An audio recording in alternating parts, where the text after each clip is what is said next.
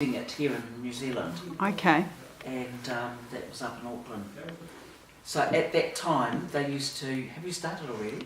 I'm No. just lining you up, okay? So now, Oh. right, I'm just speaking here. This is Yvonne Stirling, and she was a reflexologist based, we're just here in Hawke's Bay today. And Yvonne, thank you for giving me your time. Okay, so would you like to start? Perhaps we'll start with where did you learn reflexology? It goes back to 1987 when I was interested in naturopathy. So it was a subject that was being talked about a lot, and naturopathy was working with natural methods and medicines to get people well. So around that time I was exploring the different modalities, and reflexology was one of them. And what I was fascinated about and why I got into reflexology was because at the time I watched a therapist, a reflexologist, doing reflexology on a client, and I was fascinated by the fact that you could work on a person's foot and be able to see or get what was wrong with their health. So it was like tapping into their system, and that really fascinated me. So that's what started off the curiosity about reflexology. And I worked at the time, I went then to see a person by the name of Denise Ferris, who had her own clinic in Hawke's Bay at the time called Quantum Health. And I went to see her and asked if she would be open to my working at her clinic while I was in training to be a naturopath. And she was open to that. And so she is the first person that introduced me into reflexology. So she demonstrated what needed to be done, and working on a person's foot, the relaxation techniques, what you were looking for. We had a chart that we had to work on and mark out the areas where we found the crystals. And in her showing me that, she then encouraged me to do the course with the International Institute of Reflexology, who were from the States. And as I recall, they only came to New Zealand at that time once a year. And so the first time I went there, we were shown all the techniques. There was a number of us that were all training at the time, and we were shown a number of techniques, and basically we were told that to go away and we had to practice these techniques with people, write down any of our observations, and then we had to come back. We had to study the book from beginning to end, and then the following year, when I went back up to Auckland, we had to sit the test. And I recall, I can't remember the fellow's surname, but his name was George, and he came with Deanne Kilby from the institute, and he said to the room, don't think, this might not be word for word, but it was like, don't think that just because you've paid for this course that you're doing this weekend and the assessment at the end, that because you've paid for it, you're going to get your certificate as of right. And he said, you have to earn it. And I remember the whole lot of us being quite nervous at the time when we had to sit the exam. So there were they did put us through a number of techniques that they asked us to do, and then we had, I can't remember exactly how much, but we were given an amount of time where we had to answer all the questions, and then we were told the following day whether or not we had passed. Fortunately for me, I had passed, but there were a few disappointed people, some from Hawke's Bay as well, that didn't pass, and those that didn't pass, they had to come back the following year. So the expectation was that you would go back and you would practice again what the Institute, they had quite a high standard from what I can recall, and you had to pass that standard, and then the following year you could come back and resit the test or the assessment. So that was my introduction into reflexology, and from that day till I finished my practice in 2010, reflexology has gone wherever I went. At the end of the day, all you need is your two hands, and that's been what I've done for the last, since 1987 up until 2010. And did you teach as well? Did you have a reflexology school, or did you just sort of do some instructions with a few people? Yes. So no, I was part of, there's the Lotus Holistic Centre in Hawke's Bay, and that was, the director of that company was Glenda Palmer, who was actually a good friend of mine, and she had earmarked me from day one to be the tutor in reflexology. And I'm probably talking about the early 2000s, the early 1990s is when I became a tutor for the Lotus Holistic Centre as the reflexologist. And they were run on weekends because I also had my clinic to run during the week. So we ran those on weekends, and for me it was a good way to keep myself on track, and not only that, it was a good way to promote reflexology and work with the community. There were mums there who wanted to learn it for their children, and there were people that came purely because they were interested in reflexology and seeing what it entailed.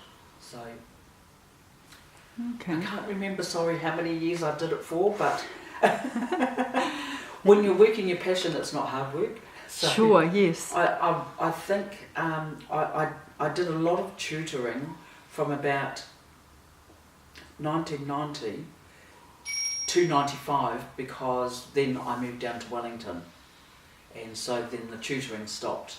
And did you practice reflexology in Wellington? Yes, I did, yes. And did you have a connection with the reflexology community? I didn't in Wellington, no, I didn't. I actually had left my contacts behind in Hawke's Bay, so I actually kept in contact with my friends in Hawke's Bay, and but didn't link up with anybody there. I just knew what to do, and I just basically... How did you set your practice in Wellington? I set it up at home, actually. So at home I had an office set up, and it was all by word of mouth. And the interesting thing there was that I worked with a lot of Maori professionals at the time. There were a few people that I came in contact with. So when I moved to Wellington, I had a break. So I went from being full-time as a naturopath to being part-time, and I worked for the District Health Board in Lower Hutt, Regional Public Health, doing a different role. But on the weekends, I put the word out, on the weekends and sometimes during the week in the evenings, depending on demand, I worked with a lot of Maori professionals. So through the networks, they'd found out that I'd moved to Wellington, and I would arrange, or they would ring and we'd arrange a time to get together. So reflexology and iridology were part of the consultations that I did, along with herbal medicine and supplemental. Yeah. And so how do you have you trained many people that have got on in reflexology to do good things? Well, I guess the one person that I do recall having is Karen Waimana, and she and Annie Gibbs and Karen attended one of my trainings, and from there it was the two of them that started the national body of reflexology, and I had already gone off down to Wellington, so I was a bit disconnected from it, but I was just so happy that there was somebody out of the group where I was doing the training that took it further, and I know through keeping in contact with Karen that it's been a really positive movement forward. And I did attend one of their conferences that they had in Hawke's Bay, and it was just wonderful to see how many women nationally were, you know, very passionate about reflexology. And so with there were two organisations in New Zealand. The RAA and then the Reflexology New Zealand. So was that set up before Reflexology New Zealand? Yes, it was. You're talking about the international. Yes. Yes. They the International Institute of Reflexology came out by was first established by Dwight C. Byers. So it was more an international organisation. Yeah, it was. Yeah, and they came here. Obviously, they came here out of demand, and I was one of those students that went up to Auckland and accessed the training, and then did the assessment. Because that was reflexology. How did you see reflexology being accepted in New Zealand when you first started? Now that's a good question, because anything to do, I think it was put into the alternative health box, and around that time there was a lot of fear about people coming to people like ourselves, reflexologists, naturopaths, iridologists, anything to do with that kind of work. There was a lot of fear around it because their doctors didn't agree with it. So we were up against it around that time, and you know, dare I say it, we were considered to be like witch doctors, you know, and you shouldn't go to them, and what do they know, and you know, what about their qualifications. And so you know, the whole of the 80s, I started in 87, but the whole of the 80s, even into the 1990s, the mid 1990s, so a whole 10-year period, it was a real uphill battle where people, even when they came to see us, they wouldn't tell their doctors that they'd been to see us. So Malva Martin, do you know her? She said she created a training video. I do remember that name. Have you? Was she from Taranaki? Yes. Yes. So did you use any of her training? No, I didn't, because I really felt quite confident in the training that I'd had. You used your own foot charts, or did you base yourself on the original Ingham foot charts? Yeah, we based ourselves on the original Ingham, yes. And were you able to branch out and create your own style of reflexology, or was that not acceptable? At the time, well, when I first started, I did everything by the book. But as you work with people, the more you work with people, the more practice that you have, the more confident you become in the work that you're doing, and the more confident you become with what you're looking for when you're doing reflexology. You find that it's a bit like massage too. You get taught massage and you stick to the way that you're taught, but the more confident you become, you find your own way of working with people and clients to get the desired outcome. And I was the same. Yeah, I found my own little techniques, you know, to get an outcome with clients. And so I would say that I did find my own way of working. Yeah. Sure. So how do you see reflexology having an impact in the future? Do you have any comments about that? You know, do you think it can get bigger, more popular? I think that the only way it can get bigger and more popular is by having by reflexologists that are around today continuing to promote it. You know, because there's a lot of people, as I understand, there's a lot of people now that actually do know what reflexology. In my time, you had to explain the whole thing. They didn't know what reflexology was. But today, there's a lot of awareness about reflexology, and you know, there's even people now that know what they want, if you understand, Yes, what yeah. sort of techniques that they need in order to have something happen with, for example, their digestive system or their respiratory system, because they've had reflexology before. So that's exciting, because then you know that actually it's out there in the community and they know all about it. Yeah. Okay. And so how do you think reflexology has got any like traditional links to the Maori culture in any way?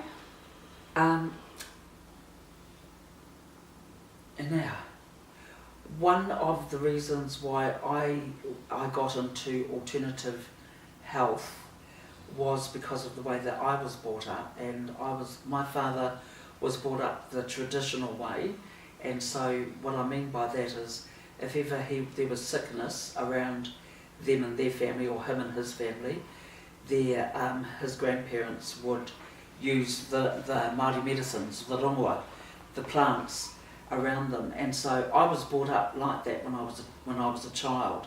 Dad had plants at home, like for example the korimiko, and he would use that if we had any problems with dysentery or digestive problems. So I was used to that way, and I was used to going that way rather than going straight to the doctor, and I liked it. And the other thing with Māori healing, it's a lot to do with hands-on, you know, the touch. And so as I said before, when I saw reflexology and how it was a way of tapping into a person's system to see what wasn't working well, or where there was imbalance in the person's body, that fascinated. That's why I liked it, because it was a natural way of being able to see what's not right with the person's body and how you can bring about homeostasis by working on their feet. So when I had my clinic, the other therapy that I used was iridology, because it worked on the same principle, and I just liked those natural methods working with people, because that's how we worked as Māori. That's how we worked. It was working with what's in the environment, as in, you know, Māori medicines, and the food that you ate was about keeping it simple, and any healing was all hands-on. It was hands-on healing, and of course there was spiritual healing in all of that as well. So this is why I liked reflexology, because it went with the philosophy that I was brought up with. So, do you, how would you say with your te reo, how would you say reflexology? Oh, well, I haven't looked at that. It would be something to do. Now that's something that I could look up. I could actually ask, because you have to, for example, a daughter of mine likes Bikram yoga, which is the hot yoga, Yes. and she asked me what was the name for that. So I asked my tutor, Yes. and she said there's no word for it, you know, but Okay. she said we need to talk to the Māori Language Commission for them to create these new words, because Māori language is evolving. Yes. Like for example, in my great-grandparents' time, they would never have known there was going to be TVs and cars, and so they had to come up with words, you know, so it's the same with reflexology. And Our national organisation has incorporated the Māori mind, body, spirit words on their website, but not actually reflexology, because there isn't one. Yes. So yes. All right, well, thank you very much for your time. That's much appreciated. You're welcome.